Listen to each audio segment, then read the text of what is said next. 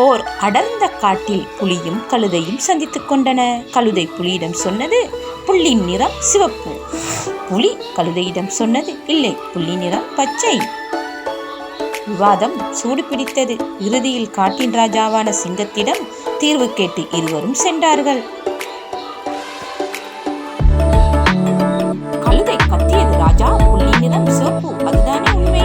சிங்கம் சொன்னது, ஆம், நீ புல்லின் நிறம் சிவப்பு என்று நம்பினால் அது உண்மைதான், புல்லின் நிறம் சிவப்புதான். கழுதை மேலும் சொன்னது, புலி இந்த உண்மையை ஒத்துக்கொள்ள மறுக்கிறது, புலிக்கு தண்டனை கொடுங்கள்.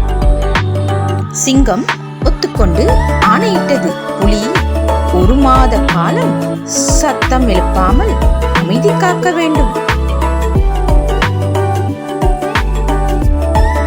கழுதை மகிழ்ச்சி அடைந்து அந்த இடத்தை விட்டு சென்றது.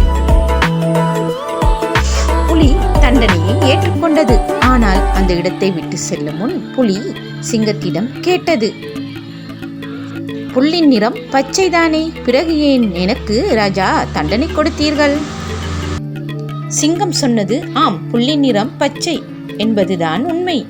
ஆனால் தண்டனை புல் சிவப்பா பச்சையா என்பதற்காக அல்ல.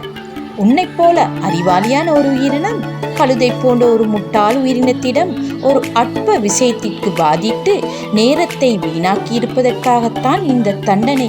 உண்மைகளையும் யதார்த்தங்களையும் உணர்ந்து கொள்ளவே விரும்பாத தன்னம்பிக்கைகளையும் மாயைகளும் மட்டுமே உண்மை என்று என்றும் நம்பும் ஒரு முட்டாளிடம் பாதிடுவது நேர விரயம்.